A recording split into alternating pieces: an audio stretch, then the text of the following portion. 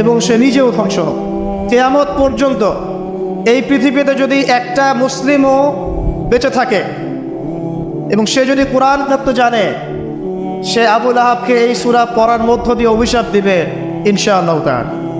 এটা নবী সাল্লাল্লাহু আলাইহি ওয়াসাল্লামের শান আর মর্যাদা। সে শুধু একবার বলেছে হাততালি দিয়ে, এই কথা বলার জন্য আমাদেরকে ডেকেছিলে? এই কথা বলার জন্য আমাদেরকে ডেকেছ? আমরা আমাদের বাপ দাদাদেরকে, তাদের ইলাহকে ত্যাগ করে তোমার এক আল্লাহ বিশ্বাস করব, এই জন্য ডেকেছ? ঢিল নিক্ষেপ করেছিল, গালি দিয়েছিল।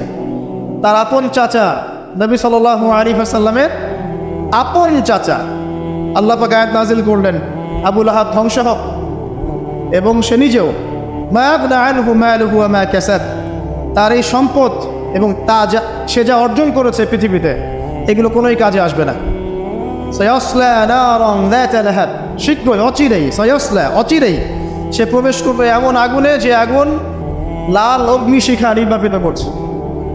সাথে ওয়ামরাতুহু, তার স্ত্রীও হাম্মালাতুল হাতাব, যে কিনা কি করত?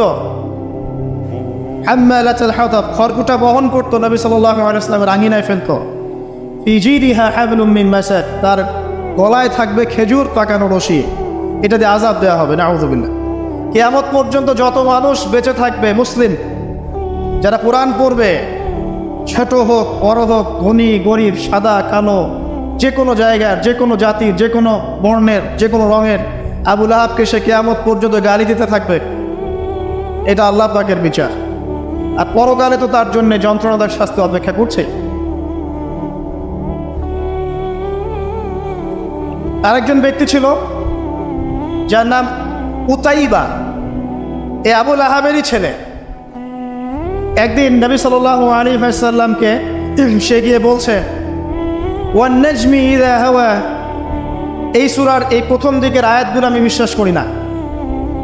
এক পর্যায়ে নবী সাল্লাল্লাহু আলাইহি ওয়াসাল্লামের সাথে বাকবিতণ্ডা করতে লাগলো। আমাদের নবীজি তো তর্ক করতেন না, স্বল্পভাষী, মিষ্টিভাষী, নরম মানুষ ছিলেন, তর্ক করতেন না, নিজে কাউকে কখনো একটা থাপ্পড়ও দেননি, এমন মানুষ ছিলেন। তো সেই মানুষটাকে সে মুখে থুতু নিক্ষেপ করেছিল, তবে এই থুতুটা তার মুখ পর্যন্ত পৌঁছে নাই, আল্লাহ পাক পৌঁছাতে দেননি। আরো কষ্ট দেওয়ার জন্য তার জামা টানা হেঁচড়া করছিল। আর রাহিকুল মাখতুম বইয়ের মধ্যেই আছে, পড়ে দেখবেন। আল্লামা সফিউর রহমান মোবারকপুরি রাহিমাহুল্লাহ রচিত আর রাহিকুল মাখতুম, যেটা 1187টা বা 85টা বইয়ের মধ্যে ফার্স্ট প্রাইজ পেয়েছে, প্রথম স্থান অধিকার করেছে এই বই। এখানেই লেখা আছে। তো নবী সাল্লাল্লাহু আলাইহি ওয়াসাল্লাম কষ্ট পেয়েছিলেন। কষ্টে তখন তিনি বলেছেন আল্লাহর কাছে, ওই মুহূর্তে বলেছেন, আল্লাহ,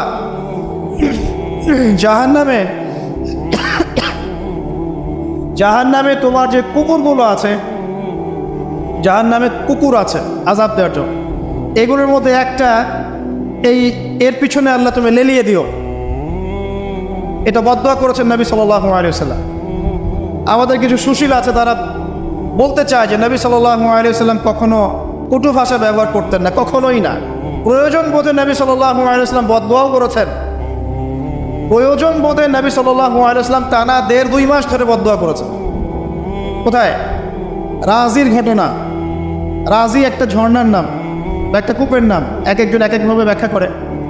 এখানে 10 জন সাহাবীকে চোরাগোপ্তা হামলা চালিয়ে হত্যা করা হয়। একদল লোক এসে বলেছিল, আপনার সাহাবীদের মধ্যে এমন কিছু সাহাবীকে পাঠান যাদেরকে আমাদের কওমে নিয়ে গেলে ইসলাম শেখা যাবে, মুআল্লিম। নবী সাল্লাল্লাহু আলাইহি ওয়াসাল্লাম 10 জন সাহাবীকে পাঠিয়েছিলেন। এই 10 জনকে ট্র্যাপে ফেলে, এখন যেমন মুসলিমদেরকে ট্র্যাপে ফেলে হত্যা করা হয়, ট্র্যাপে ফেলে 10 জনকে হত্যা করা হয়। 3 জন ভাগ্যবশত বেঁচে যান, পাহাড়ের উপরে আশ্রয় নেন। তাদেরকে বলে, তোমরা নেমে আসো, তোমাদেরকে ছেড়ে দেব। তারা তীরের আঘাতে ক্ষতবিক্ষত ছিলেন। তারা মনে করলেন হয়তোবা তার অঙ্গীকার রক্ষা করবে, নেমে আসলেন। নামার সাথে সাথেই তাদেরকে বেঁধে ফেললো, মক্কায় বিক্রি করে দিল। তাদের মধ্যে একজনের নাম খুবাইব রাদিয়াল্লাহু আনহু। খুবাইব রাদিয়াল্লাহু আনহু, যার নাম আমাদের যুব সমাজ জানে না। আমাদের যুব সমাজ শাহরুখ খানের নাম জানে, খুবাইব রাদিয়াল্লাহু আনহুর নাম জানে না। যাকে মক্কার সবার সামনে, একটা গাছের নিচে মক্কার সবার সামনে শুলদণ্ড দিয়ে হত্যা করা হলো। শুলদণ্ড মানে পিছনের রাস্তা দিয়ে কিছু একটা লোহার দণ্ড প্রবেশ করিয়ে মাথা দিয়ে বের করে দেওয়া। এই দণ্ড দিয়ে তাকে হত্যা করা হয়েছে। হত্যা করার আগে তাকে বলা হয়েছে তুমি কি চাও? সে বলেছে আমি 2 রাকাত নামাজ পড়তে চাই, এবং নামাজটাকে সংক্ষিপ্ত করেছে। সংক্ষিপ্ত করে সে হাত তুলে আল্লাহর কাছে দোয়া করেছিল, আল্লাহ উপস্থিত যারা আছে এদের একটাকেও তুমি ছেড়ো না, ওয়াকতুলহুম বাতাদা, তাদের সবাইকে তুমি সবগুলাকে এক জায়গায় করে হত্যা করো। দেখা গেছে ওই সবার লাশ বদরের কূপে পড়েছিল। বদরের পরেও যে যুদ্ধগুলো হয়েছে এগুলোতে এরা মারা গেছে। বদরের পরে যে যুদ্ধগুলো হয়েছে এরপরে এগুলো মারা গেছে। আসলে ঘটনাটা বদরের পরেই সম্ভবত। যাই হোক, আমি যেটা বলতে চাচ্ছি, খুবাইব রাদিয়াল্লাহু আনহুকে তখন অপশন দেওয়া হয়েছিল যে তোমার জায়গায় যদি মুহাম্মদ সাল্লাল্লাহু আলাইহি ওয়াসাল্লামকে হত্যা করি তুমি কি নিষ্কৃতি নিবে? সে তখন বলেছিল রাদিয়াল্লাহু আনহু যে আমার জায়গায় মুহাম্মদ সাল্লাল্লাহু আলাইহি ওয়াসাল্লামের একটা চুলকেও যদি আঘাতপ্রাপ্ত করা হয় আমি সেটাও বরদাস্ত করব না। এবং তিনি তখন একটা কবিতা আবৃত্তি করেছিলেন, বিভিন্ন কিতাবের মধ্যে কবিতাটা আছে, ওয়ালাস্তু বালি হিনা উক্তালু মুসলিমান, আমি কোনো পরোয়াই করি না যখন আমাকে মুসলিম হিসেবে মৃত্যু দেওয়া হচ্ছে। আলাই জামিন কানিল্লাহি মাসওয়াই, যে পাশেই আমাকে পাশ ফেরানো হোক না কেন এই পাশ আল্লাহর জন্যই। যালিকা লিল্লাহ ওয়া ইয়াশা, তিনি এমন একজন ইলাহ যিনি চাইলে ইউবারিক আলা ফি কুল্লি শিলইন মুওয়াজ্জাআত, তিনি আমার দেহের প্রত্যেকটা হাড় এবং গোশতের টুকরায় বারাকা দিতে পারেন। তাকে এভাবে শহীদ করা হয়। তাই এই 10 জনকে ট্র্যাপে ফেলে হত্যা করা হয়েছিল। খুবাইব রাদিয়াল্লাহু আনহু তাদের মধ্যে একজন। খেয়াল করে দেখেন, নবী সাল্লাল্লাহু আলাইহি ওয়াসাল্লাম এই ঘটনার পরে 1 থেকে 1.5 মাস তিনি টানা বদদোয়া করেছেন এই কওমকে যেন আল্লাহ পাক ধ্বংস করেন। ঠিক আরেকটা ঘটনা এর কয়েক মাস পরে ঘটে যায়, এর নাম বীরে মাউনার ঘটনা। বীরে মাউনা একটা জায়গার নাম, যেখানে একইভাবে দিন শেখার কথা বলে দায়ীদেরকে ডেকে নিয়ে এসে 70 জন দায়ীকে একসাথে হত্যা করা হয়েছে ট্র্যাপে ফেলে। এই জিনিসগুলো হিস্ট্রির কথা মনে করিয়ে দেয় আমাদেরকে। ইসলামের ইতিহাস পড়ে দেখেন, মঙ্গলরা, ওইদিকে রোমকরা, বাইজেন্টাইনরা বিভিন্ন সময় মুসলিমদেরকে ভেবে ট্র্যাপে ফেলে হত্যা করেছে। মসজিদে ঢুকিয়ে চারদিক থেকে মসজিদকে পুড়িয়ে দিয়েছে, আগুন দিয়ে দিয়েছে। এরকম অনেক ঘটনা ঘটেছে ইতিহাসে। আব্বাসীয় খেলাফতের সময় মঙ্গলরা যখন আক্রমণ করেছিল, মাত্র 40 দিনের ব্যবধানে 10 থেকে 20 লক্ষ মানুষকে হত্যা করেছে, সবাই মুসলিম। একটা কথা মনে পড়ে যায় ঘটনাটা বলতে গেলেই, ওই সময় আব্বাসীয় খেলাফতের যে আমির ছিলেন বা খলিফা ছিলেন, তারা মোটামুটি দুনিয়া পূজারী হয়ে গিয়েছিলেন আর কি। দুনিয়ার যে মোহ তাদের মধ্যে ঢুকে গিয়েছে। ধন সম্পদ জমা করে করে এক একজন স্তূপ করেছিল আর কি। তো মঙ্গল যে কমান্ডার ছিল, যে হত্যা করেছে, সে আব্বাসীয় খলিফাকে তখন হেসড়ে নিয়ে এসে বলছে কি চাও? সে বলছে আমি পিপাসার্থ, পানি চাই। কারাগারে নিয়ে গিয়ে ওর মুখটা দুজন মিলে খুলে, দুজন দূর থেকে ধরে সোনার পয়েন্ট ঢালা হয়েছে গলার মুখ। ও যে খাও এগুলো পান কর। ওই মঙ্গল কমান্ডার, যে মঙ্গল, ওই যে হালাকু খায়ের নাম শুনেছেন, চেঙ্গিস খা হালাক, ওদের বংশধর, সে বলছিল যে এই যে ধন সম্পদগুলো তোমরা জমা করেছিলে, মুসলিমদেরকে বলছে, মুসলিম খলিফাকে, এই ধন সম্পদগুলো তোমরা যে জমা করেছিলে, এইগুলো যদি নিজেরা জমা না করে তোমাদের জনগণের কল্যাণে ব্যয় করতে, তারা আজকে তোমার পক্ষে যুদ্ধ করত। এখন এগুলো খাও, পানি নাই। মঙ্গল কমান্ডারের কাছে শিক্ষণীয় বিষয় আছে না? যেটা বলছিলাম, নবী সাল্লাল্লাহু আলাইহি ওয়াসাল্লাম ক্ষেত্র বিশেষে বদদোয়া করেছেন। এই ব্যক্তির সম্পর্কে বদদোয়া করেছিলেন যে আল্লাহ আমাকে কষ্ট দিয়েছে, আমার মুখে থুতু নিক্ষেপ করতে চেয়েছে, আমার পোশাক ছিঁড়ে ফেলেছে, আল্লাহ তুমি তোমার জাহান্নামের কুকুরের মধ্যে একটা কুকুরকে দিয়ে খাইয়ে দিও। এই ব্যক্তি সিরিয়ায় গিয়েছিল ব্যবসা করতে, হঠাৎ করে রাত্রেবেলা দেখে চারপাশে বাঘ। আর এগুলো কোনো গাল গল্প নয়, হঠাৎ করে বাঘ চারপাশে। সে বলছে আমি মারা যাব। তার সঙ্গী সাথীরা বলছে যে আমরা তো এখানে আছি, কোনো সমস্যা নেই, আমরা তো কিছু দেখতে পাচ্ছি না। সে বলছে না, আমি যা দেখতে পাচ্ছি তোমরা দেখতে পাচ্ছ না। রাতের অন্ধকারে ঠিকই একটা বাঘ এসে তার গলা গর্দান ছিঁড়ে নিয়ে চলে গেছে। ওই যে বদদোয়া নবী সাল্লাল্লাহু আলাইহি ওয়াসাল্লামের, এই যে ফল। আরেকদিন নবী সাল্লাল্লাহু আলাইহি ওয়াসাল্লাম নামাজ পড়ছেন কাবার হাতিমে, সেজদা দিয়েছেন। উকবা বিন আবি মুঈত, একজন কাফের, ওই যে উটের, বড় উটের ঘটনা জানেন না, উটের নাড়ি ভুড়ি নিয়ে এসে তার গর্দানে গলায় চাপিয়ে দিল, আর পা দিয়ে নবী সাল্লাল্লাহু আলাইহি ওয়াসাল্লামের গালটাকে ঠেসা দিয়েছিল, যাতে প্রায় তার চোখ বের হয়ে আসতেছে এমন একটা অবস্থা। যদি কাউকে এভাবে চাপ দেওয়া হয় খুব জোরে, চোখটা লাল হয়ে যাবে না?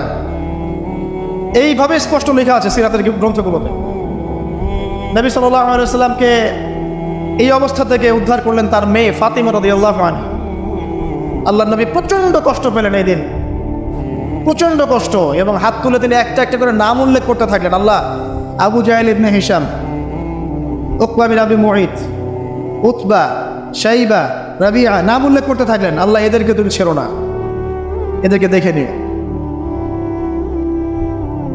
নবীজি একবার যখন আল্লাহর সামনে বলবেন কিয়ামতের মাঠে, আল্লাহ আমার উম্মত, আল্লাহ আমার উম্মত, আল্লাহ পাক এক দোয়াতেই নবী সাল্লাল্লাহু আলাইহি ওয়াসাল্লামকে বলবেন, তোমার উম্মতের মধ্যে যার অন্তরে সরিষা পরিমাণ ঈমান আছে ওকে বের করে নিয়ে আসো। সেই মানুষ যদি বদদোয়া করে নাম ধরে, তাদের কি অবস্থা হবে এবার চিন্তা করেন। সেই মানুষের শান, তার মর্যাদা, তার চরিত্র নিয়ে কেউ যদি কথা বলে, কটূক্তি করে, তার অবস্থা পরকালে কি হবে চিন্তা করেন। দুনিয়াতে হয়তো কিছু হবে না, হয়তো পার পেয়ে যাবে। এই দুনিয়াটা চূড়ান্ত ফলাফলের জায়গা নয়। আর মুসলিমরা এখন দুর্বল, তাদের আল্লাহর কাছে দোয়া করা ছাড়া এখন কোনো অপশনও নাই। দোয়ার অনেক অনেক ক্ষমতা আছে। নবী সাল্লাল্লাহু আলাইহি ওয়াসাল্লাম দোয়া করলেন, এই 10 জন ব্যক্তির লাশ বদরের প্রান্তরে পাওয়া গেছে। আবু জেহেল দেখবেন বদরের নিহত হয়েছে, উতবা, শাইবা, সবগুলা বদরের কূপে। এবং কূপে যখন তাদেরকে ফেলা হয়েছে, নবী সাল্লাল্লাহু আলাইহি ওয়াসাল্লাম কূপের পাশ দিয়ে যাওয়ার সময় বলছিলেন, তোমরা কি তোমাদের জাযা পেয়ে গেছো? তখন সাহাবীরা বলছে, ইয়া রাসূলুল্লাহ, তারা তো মাইয়িত, তারা তো শুনতে পাচ্ছে না, আপনি কার সাথে কথা বলছেন? নবীজি বললেন, অবশ্যই তারা আমার কথা শুনছে। আরেকজন ব্যক্তি ছিল যে নবী সাল্লাল্লাহু আলাইহি ওয়াসাল্লামকে নিয়ে এই কবিতা, গল্প, নৃত্য, মেয়েদেরকে নাচাতো, এসব তৈরি করতো, মক্কায় ছড়াতো। তার নাম আশনাক বিন শারিক। একটু বৃদ্ধ লোক ছিল, বুদ্ধিজীবী টাইপের, খুব পণ্ডিত। তো এই কাজ করতে থাকতো। নবী করিম সাল্লাল্লাহু আলাইহি ওয়াসাল্লাম বদদোয়া করেছিলেন, প্লেগ, বসন্ত, গায়ে পচন ধরার মধ্য দিয়ে লোকের মৃত্যু হয়েছে। আরও আছে, বলতে গেলে অনেক সময় চলে যাবে, আপনাদের খুতবার সময় খুব শর্ট।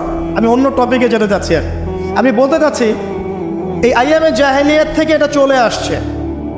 নবী করিম সাল্লাল্লাহু আলাইহি ওয়াসাল্লামকে জীবিত অবস্থায় এই 23 বছরে মোট 16 বার হত্যা করার চেষ্টা করা হয়েছে। কতবার? এবং তাকে এই 23 বছরের নববী জীবনে প্রায় 15টা গালি খেতে হয়েছে। সাহের, জাদুকর, কাযযাব, মহামিথ্যাবাদী, ফারিকুল জামাআত, জামাত বিভক্তকারী, ঐক্য বিনষ্টকারী, অনেক কথা শুনতে হয়েছে, 15টার মতো। কাবা ঘরে যখন তিনি তাওয়াফ করছেন মক্কা বিজয়ের পর, তখনও তাকে চোরাগ্রস্ত হামলা চালিয়ে হত্যা করার চেষ্টা করা হয়েছে। তিনি বসে আছেন, তার সামনে তরবারি নিয়ে গেছে। আল্লাহ ওহীর মাধ্যমে জানিয়ে দিয়েছেন, তিনি বলেছেন, তরবারি কি জন্য এনেছো? আমাকে হত্যা করার জন্য। সাথে সাথে সে মুসলিম হয়েছে। ইহুদিরা ডেকেছে, এই যে বনু নাজির গোত্র, যাদের ঘটনা সূরা হাশরের মধ্যে বর্ণিত আছে। সূরা হাশরের পিছনে দেখবেন বনু নজিরের ঘটনা আছে। বনু নাজির এরা ডেকেছে নবী সাল্লাল্লাহু আলাইহি ওয়াসাল্লামকে, চুক্তি নিয়ে আমরা কথা বলবো, আমরা শান্তি নিয়ে কথা বলবো, এই জন্য ডেকেছে। নবী করিম সাল্লাল্লাহু আলাইহি ওয়াসাল্লাম আবু বকর ওমর রাদিয়াল্লাহু আনহু নিয়ে গিয়েছেন, দেয়ালের পাশে বসেছেন, উপর থেকে পাথর ফেলে হত্যা করার চেষ্টা করা হচ্ছে। আল্লাহ পাক জানিয়ে দিয়েছেন, তিনি সেখান থেকে চলে গেছেন। প্রায় 16 বার, আমার ছোট্ট গবেষণা, সিরাতের বইগুলো পড়ে দেখেন, প্রায় 16 বার তাকে হত্যা করার চেষ্টা করা হয়েছে। তাকে জীবিত অবস্থায় প্রায় 15টা গালি খেতে হয়েছে। কিন্তু প্রত্যেকটা বিষয়ের রিফ্লেকশন একই রকম ছিল না। মাক্কি জীবনে নবী সাল্লাল্লাহু আলাইহি ওয়াসাল্লাম প্রচণ্ড সবর এবং ধৈর্যের পরিচয় দিয়েছে। দোয়া করেছেন, বদদোয়া করেছেন, হেদায়েতের দোয়া করেছেন। কিন্তু মাদানী জীবনে যখন নবী করিম সাল্লাল্লাহু আলাইহি ওয়াসাল্লাম যখন একটা স্টেটের প্রধান, রাষ্ট্রপ্রধান, তার কাছে ইকোনমিক পাওয়ার, পলিটিক্যাল পাওয়ার, সামরিক পাওয়ার সব কিছু আছে, একটা সুপার পাওয়ারের মতো, ঠিক তখন তিনি এই অপবাদগুলো সহ্য করেন নাই। একজন ব্যক্তি নাম কাব বিন আশরাফ, নবী করিম সাল্লাল্লাহু আলাইহি ওয়াসাল্লাম সাহাবীদেরকে বলেছেন, ওকে মেরে চলে আসো। সাহাবীগণ এই মিশনটা বাস্তবায়ন করেছেন। পরে আরেকজন ছিলেন সাল্লাম বিন উকাইদ, এ আর এক ইহুদি নেতা।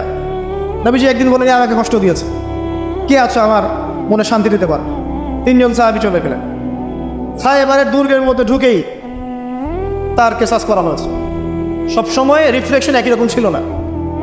মক্কা বিজয়ের পরে, মক্কা বিজয়ের দিন তিনি সবাইকে ক্ষমা করে দিয়েছে আমভাবে, শুধু কয়েক শ্রেণীর মানুষ বাদ দিয়ে। যার মধ্যে এক শ্রেণী হচ্ছে যারা নবী করিম সাল্লাল্লাহু আলাইহি ওয়াসাল্লামের সারা জীবন বিভিন্নভাবে কথা, গান, লেখা, নর্তকী বিভিন্নভাবে তাকে কষ্ট দিত। ইবনু খাতাল নামে একজন ব্যক্তি ছিল, সে কাবা ঘরে গেলাফ ধরে ঝুলেছিল। ওই অবস্থায় আলী রাদিয়াল্লাহু আনহু তাকে হত্যা করেছে। আমি আপনাদেরকে বলছি না যে এটা সলিউশন, আমি এটা বলছি না আপনাদের। আমি আপনাদেরকে বলতে চাচ্ছি, জীবিত অবস্থাতেই নবী সাল্লাল্লাহু আলাইহি ওয়াসাল্লামকে প্রায় 15টা গালি খেতে হয়েছে, তাকে 16বার হত্যা করার চেষ্টা করা হয়েছে, কিন্তু সবসময় তার রিফ্লেকশন একই রকম ছিল না, প্রতিক্রিয়া একই রকম ছিল না।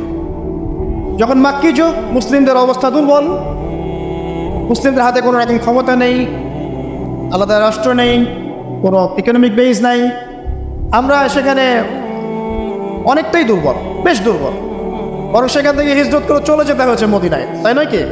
সেক্ষেত্রে ওই জায়গায় নবী করিম সাল্লাল্লাহু আলাইহি ওয়াসাল্লাম কোনো রকম সামরিক এগ্রেশন নেন নাই, কোনো রকম সামরিক বা আঘাতের বদলে আঘাত, এই টাইপের কোনো কনক্লুশনে তিনি যাননি। সবর করেছেন, বদদুয়া করেছেন। ঠিক যেমন আমি বললাম, আমাদের করণীয় এখন এটাই, সবর করতে হবে, আপনাকে বদদুয়া করতে হবে, আপনি নিজের রাসূলের আদর্শের উপর থেকে দেখাবেন, ইত্যাদি ইত্যাদি। এখন আপনার সেই ক্ষমতা নাই, সিম্পল। এখন আপনি এরকম কোনো ইনিশিয়েটিভ নিতে যাবেন না, এই অবস্থায় আপনি এরকম কোনো ইনিশিয়েটিভ নিতে যাবেন না যেমনটা নবীজি মদিনায় নিয়েছিলেন। তাহলে মুসলিমরা উল্টা ক্ষতির মধ্যে পড়তে পারে, বরং জমিন মুসলিমদের জন্য আরও সংকুচিত হয়ে আসতে পারে। কিন্তু মদিনার যুগে নবী সাল্লাল্লাহু আলাইহি ওয়াসাল্লামের যখন সেরকম ক্ষমতা ছিল, তখন তিনি অ্যাকশন অন্যরকম নিয়েছেন। যদি কখনো এই জমিনে আল্লাহ পাক ইসলামকে আবার সেই জায়গায় নিয়ে যান, তখন সেই অ্যাকশন নেওয়া হবে। চোরের যে হাত কাটে, চুরি করলে হাত কেটে দেওয়া হয়, এটা কি আপনি এ ধরনের কোনো সিচুয়েশনে বাস্তবায়ন করতে পারবেন না? সিম্পল, বিকজ এটা ইসলামিক স্টেট নয়। যদি কোনো জায়গায় আল্লাহ পাক, এই পৃথিবীর কোনো জায়গায় ভবিষ্যতে কোথাও এরকম কোনো স্টেট কায়েম করেন, আল্লাহ চাইলে করতে পারেন, আল্লাহ চাইলে পারেন, যেটা এখন মোটামুটি বলতে গেলে সারা বিশ্বে কোথাও নাই। যেখানে যেখানে আছে একটু আইওয়াস, এটা আইওয়াসে, আমার কাছে এটা আইওয়াস। কারণ চোরের হাত কেটে যদি আমি ইহুদিদের সাথে বন্ধুত্ব করি, তাহলে এটা কতটুকু ইসলামিক রাষ্ট্র হলো সেটা আল্লাহ ভালো জানে। কথা বুঝতে পারছেন? চোরের হাত কাটলাম ঠিকই, কিন্তু আমি এদিকে আমার ইকোনমিক সেকশনে, সামরিক সেকশনে সব ইহুদি খ্রিস্টানদের সাথে আমি বন্ধুত্ব করে রেখেছি, এটা কতটুকু ইসলামিক স্টেট আল্লাহ ভালো জানে। যাই হোক, ওদেরকে নিয়ে মাথা ব্যথা নাই। বিষয়টা হচ্ছে, যদি কখনো আল্লাহ পাক এমন কোনো জায়গা দেন মুসলিমদেরকে ভবিষ্যতে, তখন চোরের হাত ঠিকই কাটা হবে, তখন ব্যভিচারের শাস্তি ঠিকই দেওয়া হবে, জেনার জন্য বেত্রাঘাত করা হবে, ইত্যাদি ইত্যাদি। কিন্তু সেটা তো আপনি এখন করতে পারবেন না।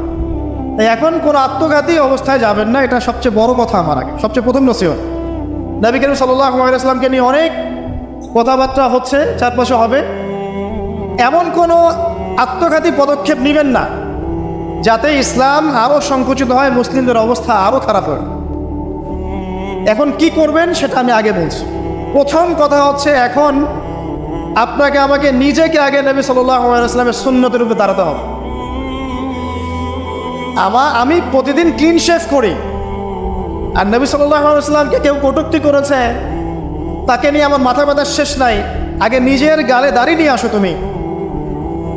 আমি 5 ওয়াক্ত সালাতই আদায় করি না, ইসলামকে নিয়ে কেউ যদি ব্যঙ্গ করে, আমি এমন শোডাউন শুরু করি যাতে মনে হয় আমি একমাত্র পাক্কা মুসলিম, আর কেউ মুসলিমই না। আগে নামাজ পড়েন 5 ওয়াক্ত, নবীর সুন্নাহগুলো নিজের উপর আগে ইমপ্লিমেন্ট করেন, নিজের উপর আগে বাস্তবায়ন করেন। সবার আগে এটা কাজ আমাদের। দ্বিতীয় কাজ কি?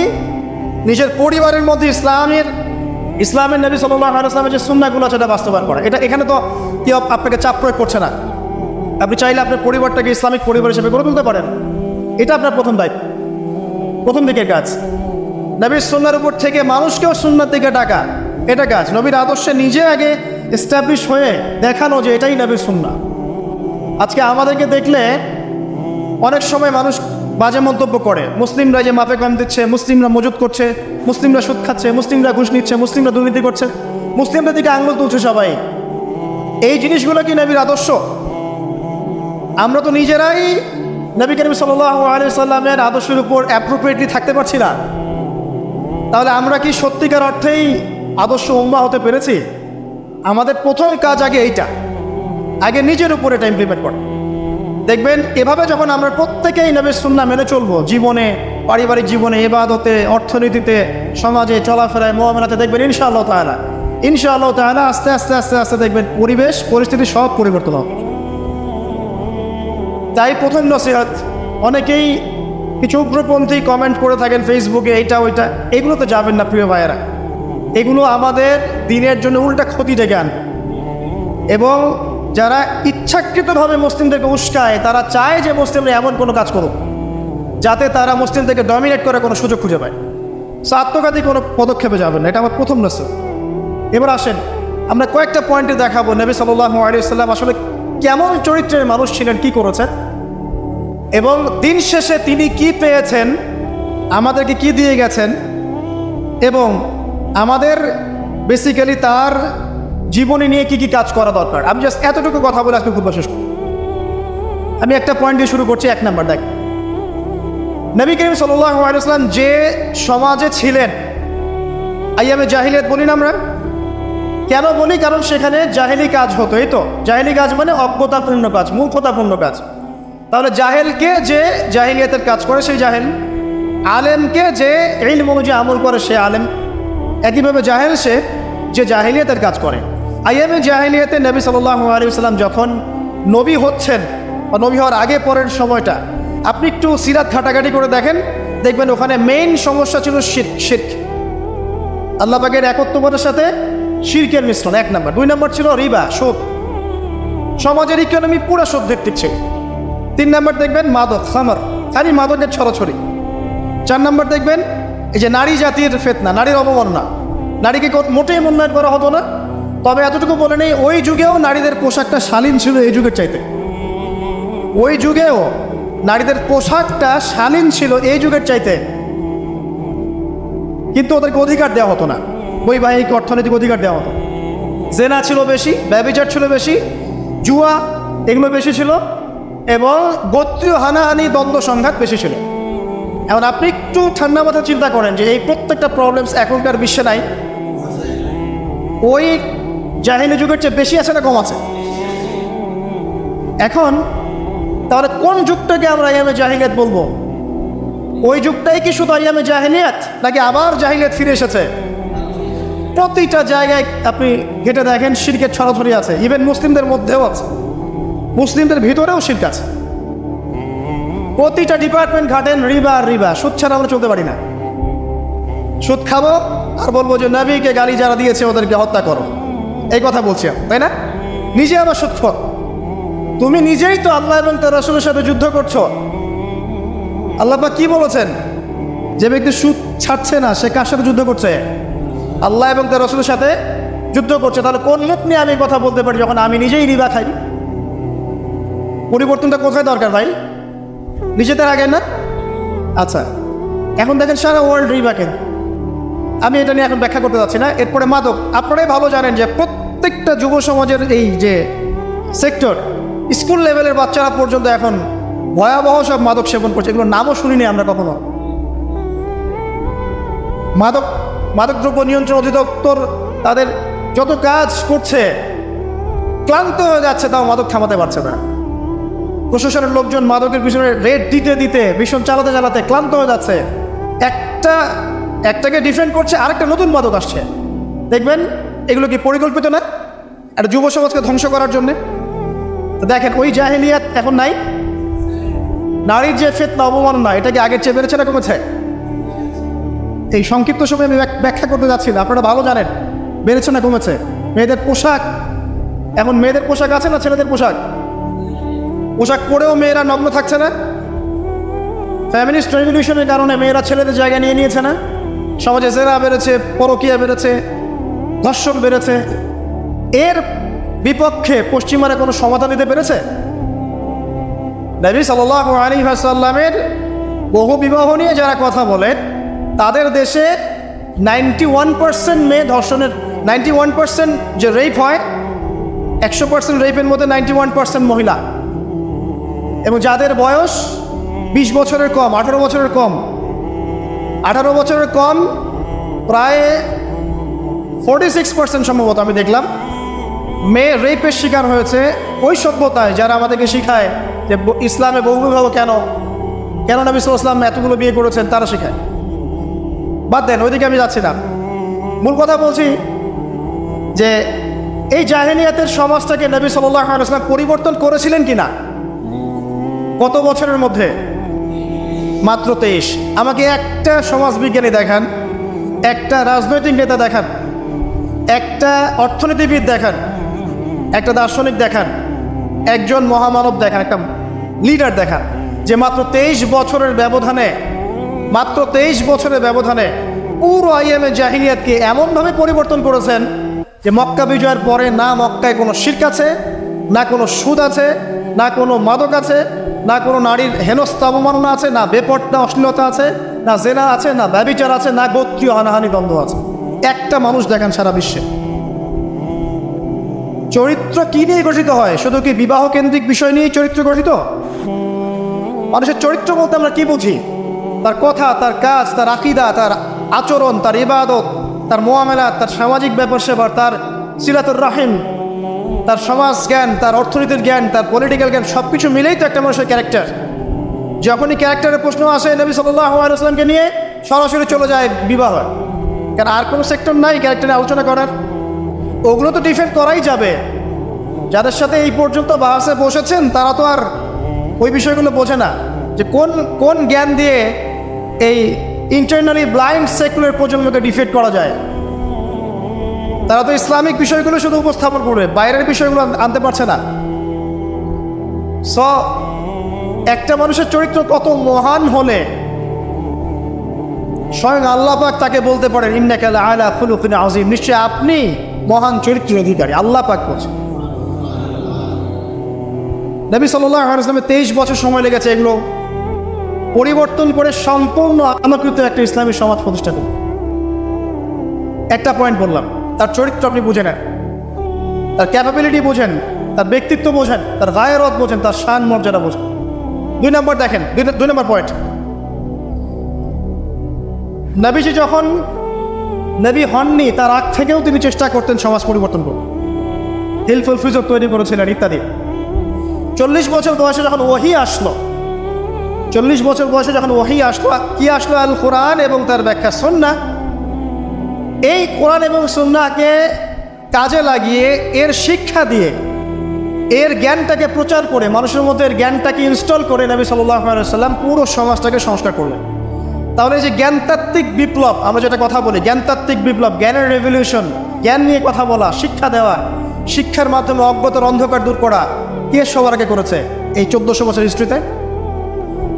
যারা এখন আমাদেরকে সায়েন্টিফিক এবং টেকনোলজিক্যাল জ্ঞানের কথা বলে, ওই পশ্চিমা সভ্যতায়, তারা কতদিন হলো সভ্য হয়েছে? কতশো বছর আগে সেখানে ফরাসি বিপ্লব হয়েছে। কত শতাব্দী হলো সেখানে সায়েন্টিফিক এবং টেকনোলজিক্যাল রেভলিউশনগুলো হয়েছে? 100-200 বছর, সর্বোচ্চ 300 বছর। 1400 বছর আগে নবী সাল্লাল্লাহু আলাইহি ওয়াসাল্লাম ইকরা দিয়ে জ্ঞানের রেভলিউশন করেছে। সাহাবীদেরকে জ্ঞান শিক্ষা দিয়েছেন। কোন জ্ঞান? অভ্রান্ত সত্যের উৎস, ওয়াহির জ্ঞান। ওরা যে জ্ঞান শিখাচ্ছে সেটা কি? বস্তুবাদী জ্ঞান। এখানে পরকাল নাই, এখানে আপনার জিন নাই, মালায়েকা নাই, বেহেশত নাই, জান্নাত নাই, জাহান্নাম নাই, হিসাব নাই, মিজান ফজিলত কিছু নাই, ঈশ্বর নাই, গডলেস এডুকেশন সিস্টেম। ওদের ভাষায় গড বলেছে, এটা নিয়ে আবার বিতর্কিত করেন না। কথা বলতেও ভয় পাই আমি, না জানি। আর আমি মুসলিমদেরকে বেশি ভয় পাই, কারণ তারাই বিতর্কিত করতে বেশি পছন্দ করে।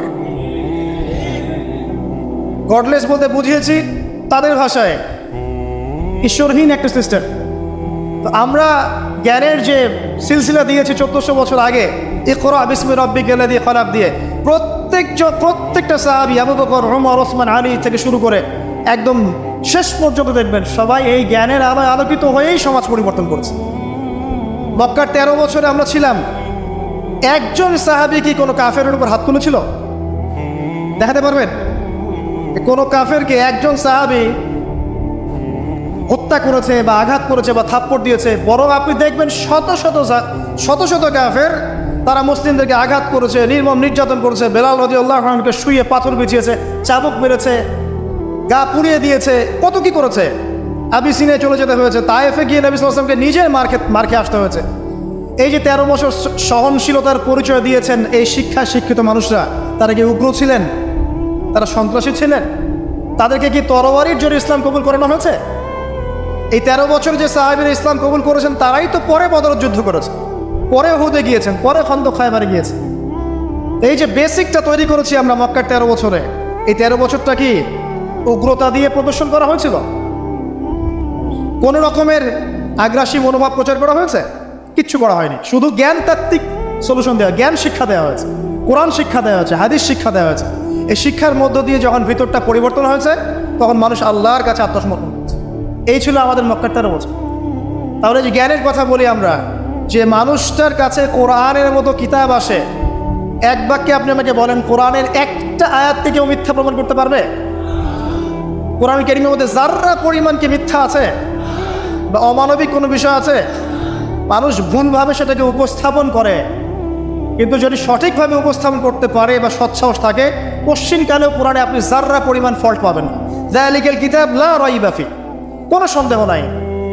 এখন বলেন, এত পবিত্র একটা কিতাব একজন পবিত্র মহাপবিত্র সত্তার কাছ থেকে এসেছে, আর একজন জিবরাইল আলাইহিস সালাম ফেরেশতাদের লিডার, তিনি এটা বহন করে এনেছেন। এখন যে মানুষটার উপরে এটা নাজিল করা হচ্ছে তিনি কত পবিত্র চরিত্রের অধিকারী, এখন আপনি চিন্তা করেন। যদি তার চরিত্রের মধ্যে যাররা পরিমাণ অপবিত্রতা থাকতো তাহলে কোরআন কি তার উপর নাজিল হতো? আপনারা বুঝতে পারছেন? মনে করেন আমাদের চরিত্রে কি অসংখ্য অপবিত্রতা আছে না? আমার উপরে কি আল্লাহর নূর, আল্লাহর এই যে কিতাব ওহী এগুলো অবতীর্ণ হওয়ার সুযোগ আছে কেন? নাই। আল্লাহ পাক পবিত্র মানুষদেরকে বাছাই করেন। আল্লাহ রাব্বুল আলামিন সবচেয়ে পবিত্র মানুষকে বাছাই করেছিলেন মহাপবিত্র কিতাব দেওয়ার জন্য। এটাই তো যথেষ্ট তার চরিত্র ব্যাখ্যা করার জন্য। আর কি প্রয়োজন?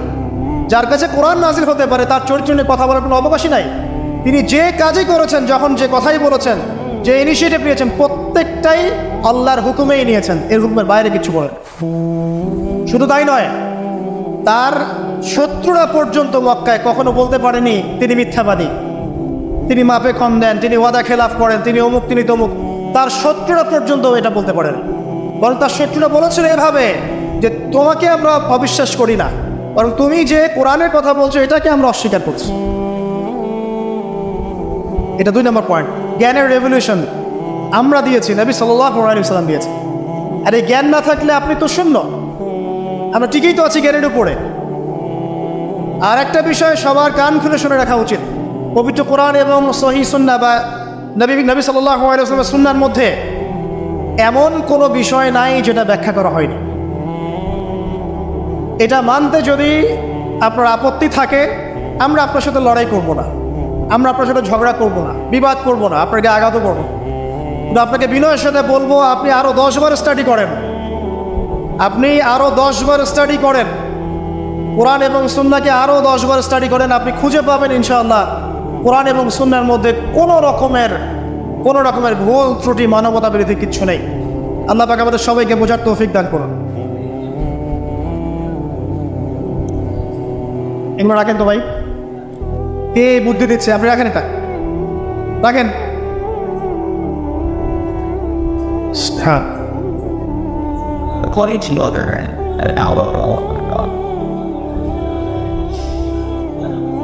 কয়টা পয়েন্ট বলেছি ভাই? তো শেষ করছি, সময় কম।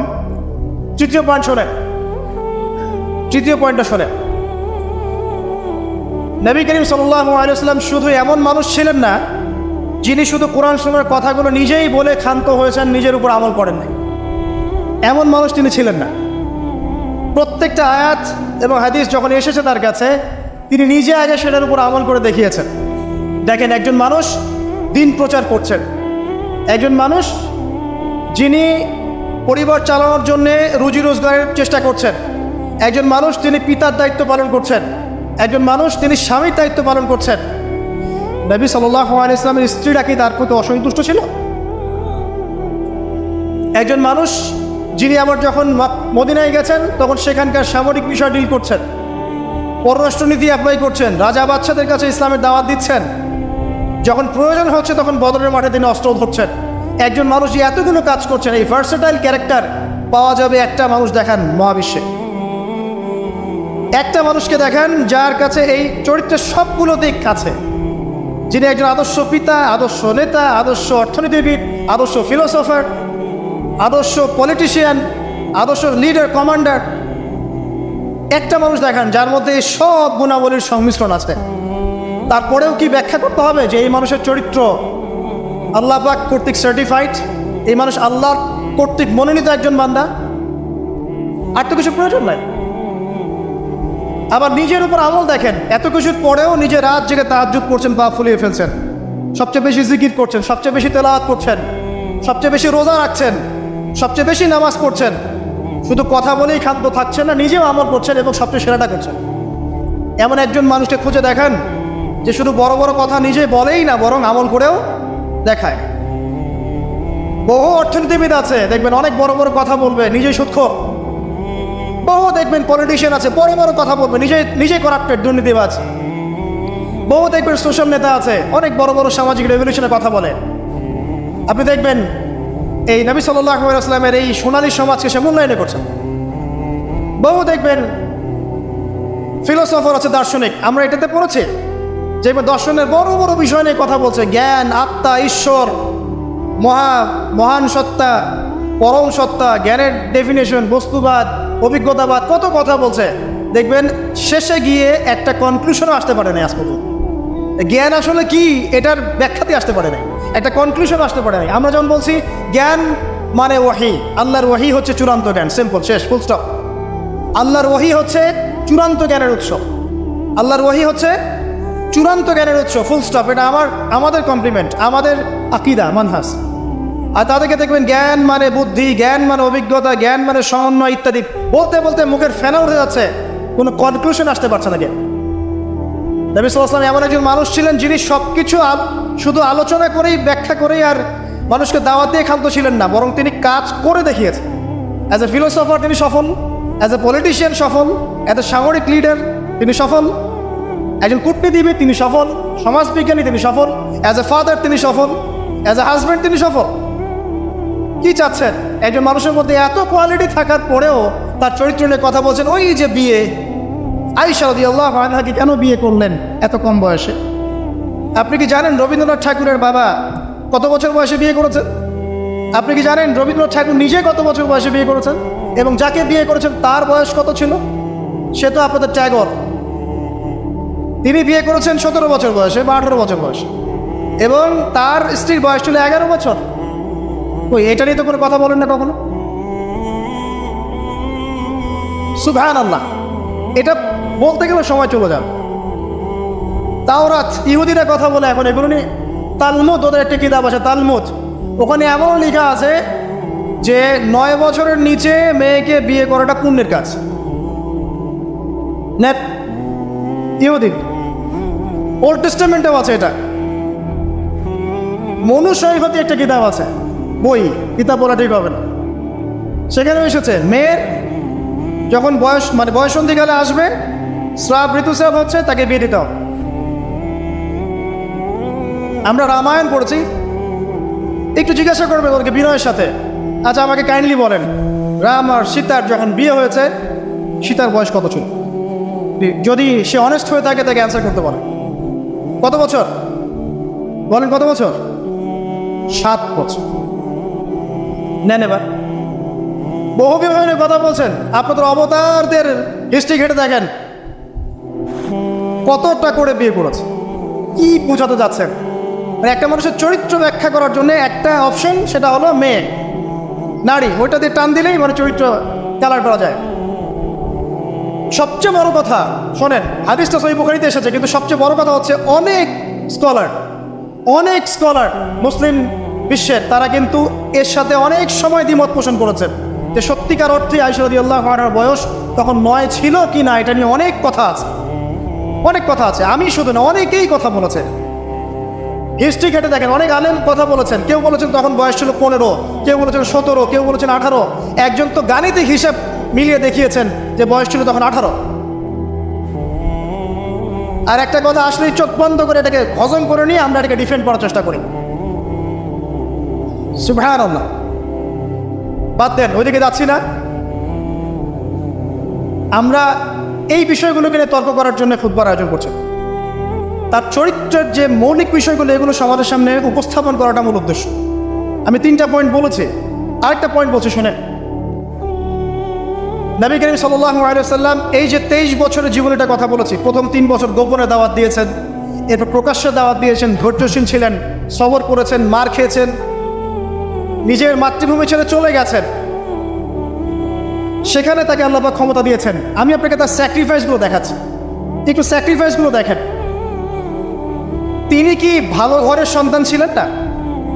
তার কি টাকা পয়সার অভাব ছিল? তার স্ত্রী খাদিজা রাদিয়াল্লাহু আনহা, যাকে তিনি 40 বছরের একজন নারীকে তিনি বিয়ে করেছেন, এই জায়গায় কিন্তু তাদের কোনো কথা নাই আছে। যখন তার বয়স মাত্র 25 বছর, কোন 25 বছরের যুবক 40 বছরের নারীকে বিয়ে করতে চাইবে? এবং তিনি যতদিন জীবিত ছিলেন ততদিন তিনি আরও স্ত্রী গ্রহণ করেন নাই। বাদ দেন, তার কিন্তু টাকা পয়সা, আধিপত্য, প্রতিপত্তি, বংশের এগুলোর গৌরবের অভাব ছিল না। তারপরেও তার স্যাক্রিফাইসগুলো দেখেন। তিনি মার খাচ্ছেন, তার দাঁত শহীদ হচ্ছে, তার রক্ত ঝরছে, তায়েফে তার রক্ত দিয়ে জুতা আটকে গেছে, তাকে গালি খেতে হচ্ছে, তাকে হত্যা চেষ্টা সহ্য করতে হচ্ছে, আত্মীয় স্বজন তাকে ছেড়ে চলে যাচ্ছে, তাকে অর্থনৈতিক বয়কট করা হচ্ছে, গাছের ছাল পাতাকে শিয়ারে আবু তলেবে 3 বছর তিনি সময় কাটাচ্ছেন, নিজের মাতৃভূমি ছেড়ে চলে যেতে হচ্ছে, কষ্ট, যুদ্ধ করতে হচ্ছে, না খেয়ে থাকতে হচ্ছে, খন্দকের যুদ্ধে নিজের এই পেটের মধ্যে পাথর বেঁধে থাকতে হচ্ছে, পরপর 3 দিন তার ঘরে চুলা জ্বলছে না, তার ঘরে খাবার নাই, এই খেজুরের রস খেয়ে তিনি জীবনযাপন করছেন, তার স্ত্রীদের ঘরেও খাবার নাই। একজন মুসাফির এসেছে, খাবার চাচ্ছে, তিনি বলছেন দেখো আমার স্ত্রীদের ঘরে খাবার আছে কিনা। প্রত্যেকটা স্ত্রীর ঘর সার্চ করে একটা খাবার পাওয়া গেল।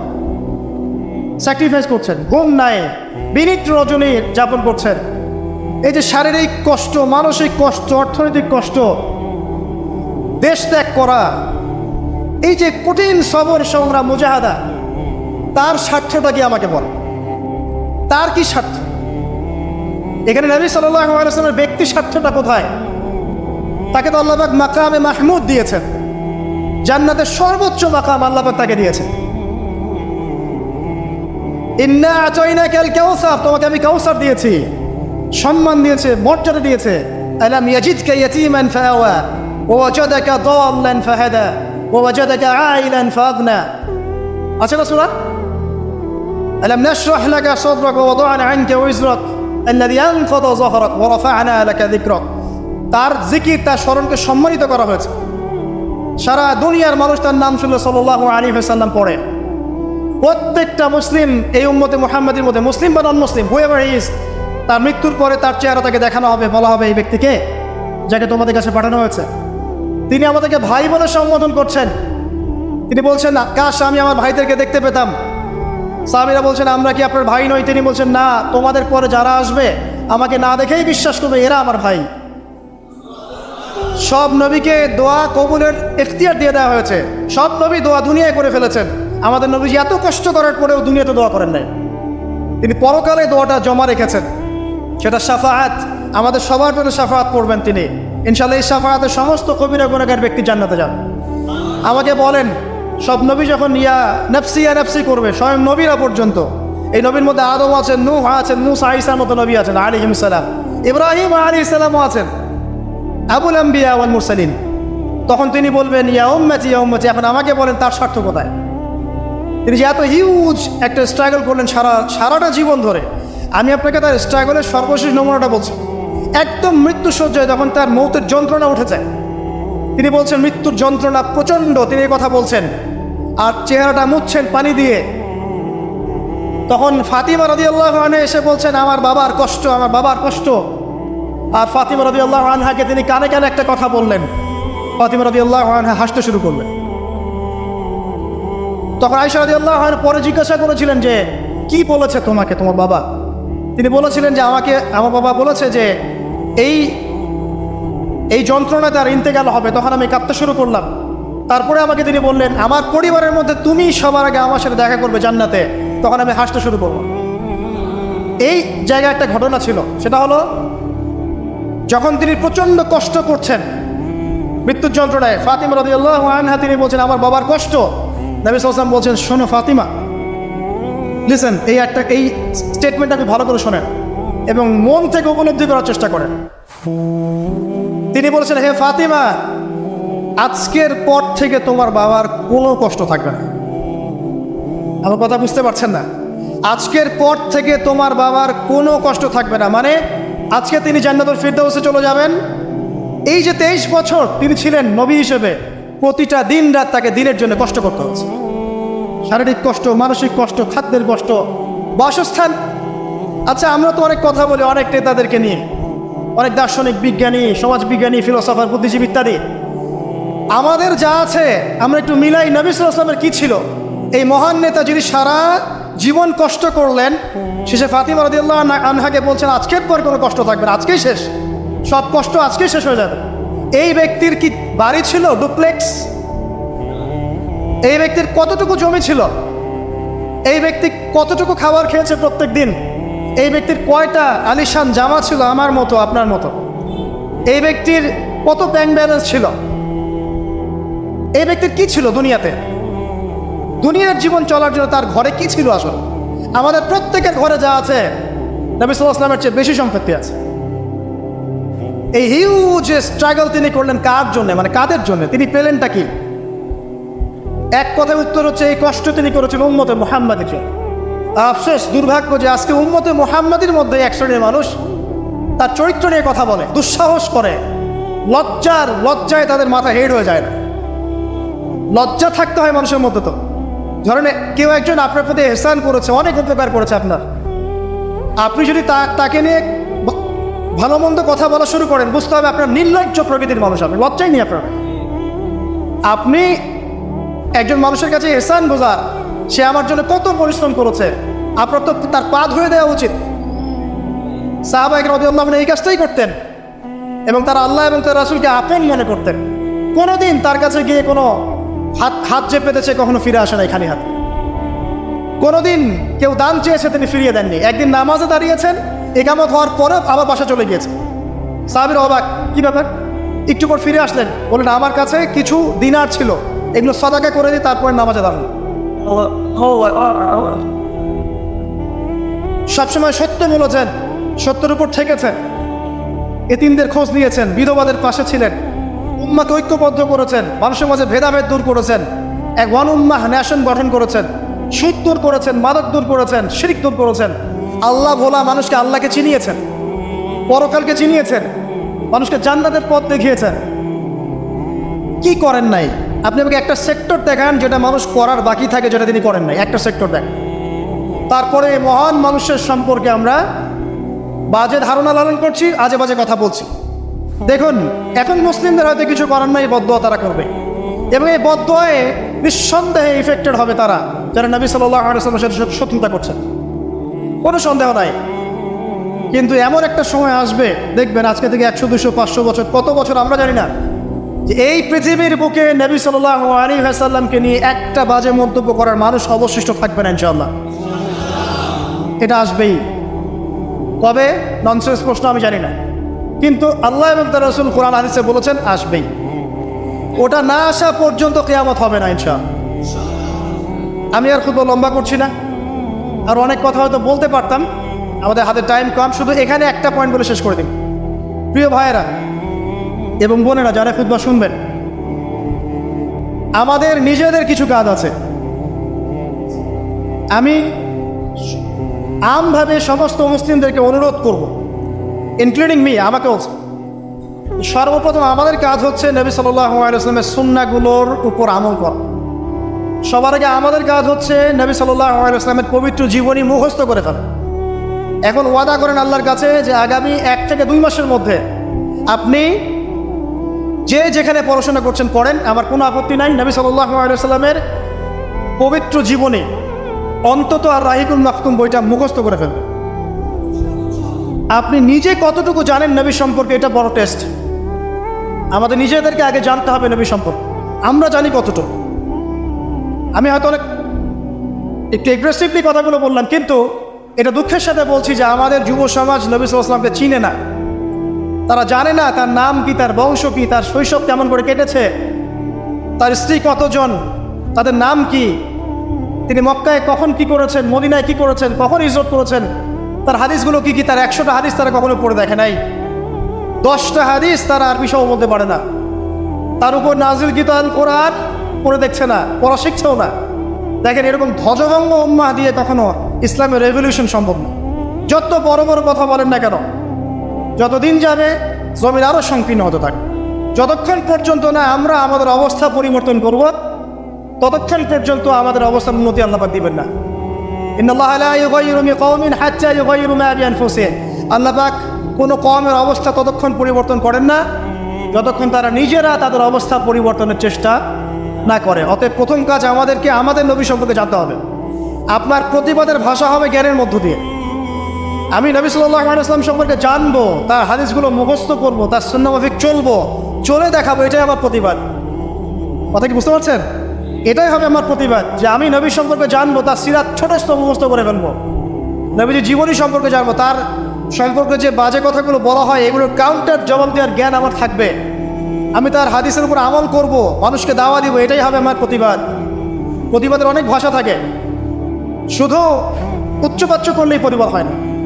নিজেদেরকে আগে আমাদেরকে তার আদর্শের উপর এস্টাবলিশ হতে হবে, তখন গিয়ে ওই আয়াতের উপর আমল হবে। লাকাদ কানা লাকুম ফি রাসূলিল্লাহি উসওয়াতুন হাসানাহ। এবং এই উসওয়াতুল হাসানাহ আমরা জীবনের সব ক্ষেত্রে বাস্তবায়নের চেষ্টা করবো ইনশাআল্লাহ আযজা ওয়া জাল। প্রিয় ভাইরা, রাসূলের সিরাত পড়ুন, সিরাত মুখস্থ করুন, নবী সাল্লাল্লাহু আলাইহি ওয়াসাল্লামের হাদিসগুলো মুখস্থ পড়ুন। কোরআন অবশ্যই পড়া শিখুন, কোরআনের দাওয়াত মানুষকে দিন। উগ্রপন্থায় যাবেন না, একই সাথে শৈথিল্যতাবাদীও হবেন না, মধ্যম পন্থায় থাকেন, ইসলামের দিকে মানুষকে ডাকতে থাকেন। রাতারাতি কোনো ফলাফল পাওয়া যায় না, আস্তে আস্তে আস্তে আস্তে দেখবেন ফলাফল আসবে। নিজেদের সন্তানদেরকে কোরআন শেখান, হাদিস শেখান, নবীর আদর্শ শেখান, মসজিদ মাদ্রাসাগুলো গড়ে তোলেন, আবাদ করেন, সিলেবাসের পরিবর্তন আনেন, আধুনিকতা নিয়ে আসেন। যে জ্ঞান অর্জন করলে তারা দুনিয়া আখিরাত দুটি অর্জন করতে পারবে, এই জ্ঞানে তাদেরকে শিক্ষিত করেন। এবং ইলমের সাথে, প্রজ্ঞার সাথে, নূর বসিরার সাথে, মাউইজাতুল হাসানা, এগুলো দিয়ে আপনি ইসলামের দুশমনদের মোকাবেলা করেন। আল্লাহ পাক আমাদের সবাইকে নবী সাল্লাল্লাহু আলাইহি ওয়াসাল্লামের আদর্শবান হওয়ার তৌফিক এনায়েত করুন।